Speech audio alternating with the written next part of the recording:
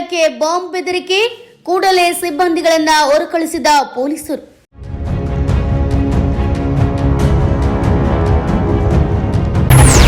Email ಮೂಲಕ bomb ಬೆದರಿಕೆ, ಇಂದಿನ ನ್ಯಾಯಾಲಯದ ಎಲ್ಲ ಕಲಾಪಗಳು ಬಂದ್.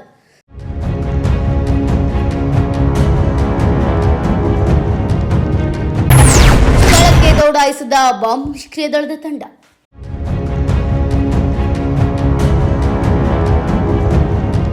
ಹಾವೇರಿ ಜಿಲ್ಲಾ ಕೋರ್ಟ್ಗೆ ಇಂದು ಬಾಂಬ್ನ ಬೆದರಿಕೆ ಬಂದಿದೆ.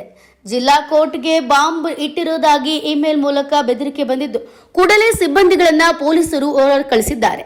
ಇಂದಿನ ನ್ಯಾಯಾಲಯದ ಎಲ್ಲ ಕಲಾಪಗಳನ್ನು ಮೊಟಕುಗೊಳಿಸಲಾಗಿದೆ. ನ್ಯಾಯಾಲಯದ ಆವರಣದಲ್ಲಿ ಪೊಲೀಸ್ ಸಿಬ್ಬಂದಿಗಳು ಆಗಮಿಸಿದ್ದು, ಸ್ಥಳಕ್ಕೆ ಬಾಂಬ್ ನಿಷ್ಕ್ರಿಯ ದಳ ಕೂಡ ದೌಡಾಯಿಸಿದೆ.